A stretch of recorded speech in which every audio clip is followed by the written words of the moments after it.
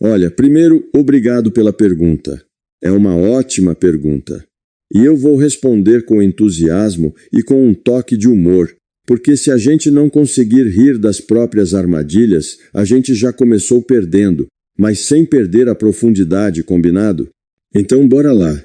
Quando a gente fala de evolução da consciência desse caminho, de reduzir entropia, de expandir o amor, de acordar de verdade, o negócio não é só luz e paz. Não é um piquenique espiritual. Na verdade, o caminho está repleto de pegadinhas, principalmente para quem leva tudo a sério. E essa é a primeira pegadinha, aliás. A própria seriedade pode virar uma armadilha. Se você está tão sério que não consegue rir de si mesmo quando tropeça, você já começou a aumentar a entropia sem perceber. Vamos falar então das armadilhas sutis, aquelas que parecem úteis, parecem progresso, mas no fundo só te enrolam. Primeira armadilha: a espiritualidade baseada em generalidades. Sabe aquela pessoa que absorve ideias bonitinhas, frases de efeito tipo "somos todos um, viva no agora, o universo conspira"? Parece evoluído, né? Mas se isso fica só no intelecto, só na boca, e o comportamento real não muda, não tem redução de entropia. Você pode falar "somos todos um" e no trânsito xingar o motorista que te fechou. O sinal clássico é: o discurso é amoroso, mas a vida prática continua cheia de julgamentos, microagressividades que a pessoa sempre arruma uma justificativa espiritual para ter. Isso não é evolução. É verniz. Segunda armadilha: o falso desapego. Agora não me importo com nada. Desapeguei. Opa, peraí. Isso frequentemente não é desidentificação sábia, é negação, é evitar lidar com as emoções. Você não sente porque se anestesiou, não porque transcendeu, e aí parece calma, mas é entropia maquiada de silêncio. O sinal clássico: indiferença no lugar de compaixão ativa. Uma pessoa verdadeiramente desapegada ainda se importa, ela só não fica refém. Uma pessoa fingidamente desapegada diz "tanto faz" para o que deveria importar. Terceira armadilha: a busca por estados especiais ou poderes. Olha, eu sei que é divertido ter experiências fenomenais samadhi, projeção da consciência, clarividência, visões, êxtase. Não estou dizendo que isso não acontece. Estou dizendo, se você busca essas coisas, se você mede seu progresso pelo número de experiências, uau, você está alimentando o ego. Olha como sou avançado.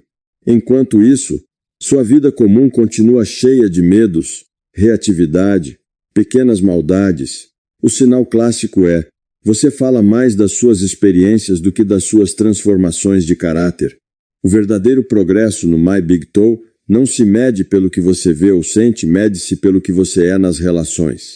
Quarta armadilha: auto-julgamento disfarçado de autoanálise.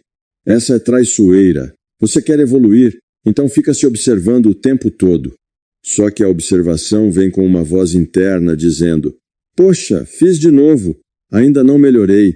Que vergonha." Isso não é autoanálise, é autoflagelação. E só alimenta culpa, medo e paralisia. O sinal clássico: você tem uma dificuldade imensa de se perdoar e recomeçar leve. Cada erro vira uma prova de que você é insuficiente. Cuidado. O sistema de evolução da consciência aprende por tentativa e erro, não por perfeição. Se você não consegue errar sem se punir, você está aumentando a entropia na própria ferramenta de correção. Quinta armadilha: querer consertar os outros antes de olhar para si. Essa é clássica. A pessoa começa a despertar e imediatamente quer que a família toda desperte, que os amigos leiam os livros certos, que o parceiro mude. É por amor, quero ajudar. Não, não é. Na maioria das vezes, é um medo interno mal resolvido. Você não suporta ver no outro aquilo que ainda está em você. O sinal clássico: reatividade emocional à resistência alheia. Se alguém não aceita sua visão de mundo e você fica irritado ou frustrado, isso não é compaixão, é controle disfarçado. Agora vamos falar do medo. Porque o medo é o chefe final da entropia. Todo aumento de entropia, no fundo, vem de uma decisão baseada em medo.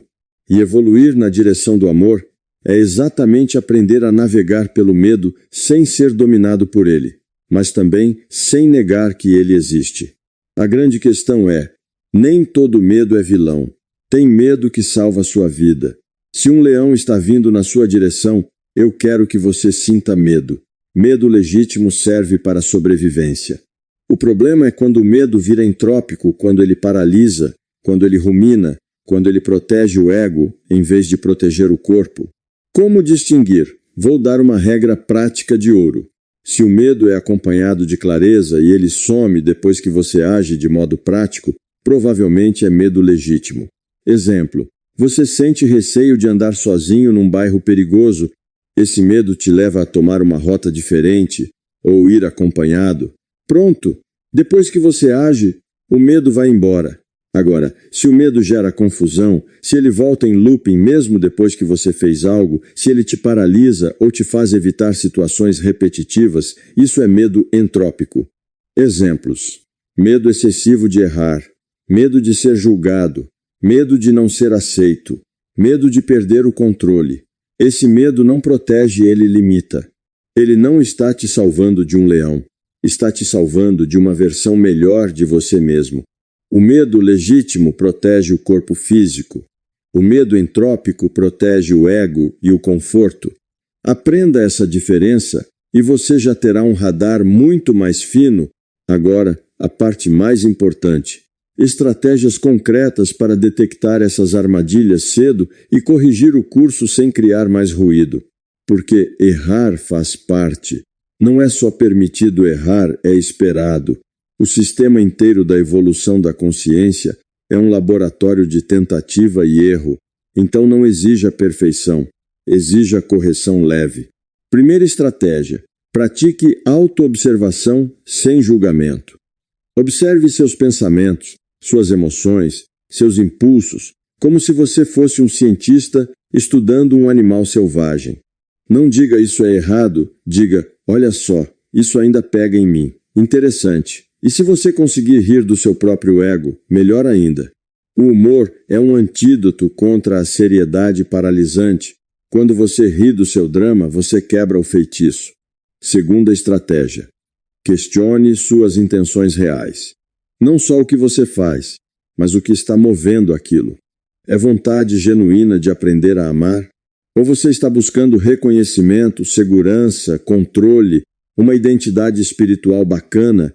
Seja honesto. Ninguém está ouvindo. Você está treinando sua própria consciência. Terceira estratégia: cheque o feedback da realidade. O My Big Toe recomenda olhar para os resultados práticos das suas escolhas. Depois de algumas semanas ou meses, pergunte: isso aumentou meu bem-estar e minha conexão com os outros? Ou estou mais fechado, mais reativo, mais arrogante? A realidade nunca mente. Se você está mais sozinho, mais defensivo, mais irritado, com quem discorda alguma coisa está errada, independentemente de quão bonito seja seu discurso. Quarta estratégia: coloque sua atenção nas mudanças de caráter, não em estados especiais. O verdadeiro progresso aparece na relação com outros seres, não dentro da sua cabeça numa almofada de meditação. Como você trata o garçom que errou seu pedido? Como você reage quando alguém te corta no trânsito? Como você escuta alguém que pensa diferente? É aí que a evolução acontece ou não acontece. Quinta estratégia: não trave na escolha perfeita. A vida é um laboratório. Você tenta o que parece o melhor caminho hoje, observa os efeitos, ajusta. Mais importante errar e aprender do que congelar com medo de errar. A evolução é iterativa. É um loop. Intenção, ação, observação, correção, repita. Sexta estratégia, e talvez a mais importante para o buscador sério: traga leveza. Ria do seu próprio drama. Ria de quando você caiu na armadilha do falso desapego ou da generalidade bonitinha. Porque se você não ri, o ego vira aquilo tudo em mais uma história de culpa e merecimento. E quando não ser? Quando você tropeçar? Porque você vai tropeçar. Eu tropecei, todo mundo tropeça. Não se culpe. Repita comigo: não se culpe. O sistema de consciência aprende por tentativa e erro. Cada tropeço É apenas informação para a próxima rodada. É um dado de telemetria. Olha, aqui ainda tem medo. Olha, aqui eu usei uma ideia espiritual para evitar sentir algo. Use isso como combustível, não como veneno. Corrija o curso sem punir o navegador.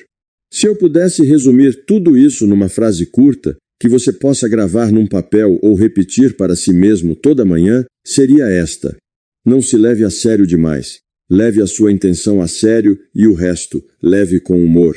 Porque a intenção sincera de reduzir a entropia e expandir o amor, essa sim é sagrada. O resto, os erros, os medos, as armadilhas, os momentos de auto-julgamento, é só o material bruto. E o material bruto, meu amigo, é o que a gente usa para forjar algo melhor. Então siga, tropece, ria, corrija e continue. É assim que se desperta.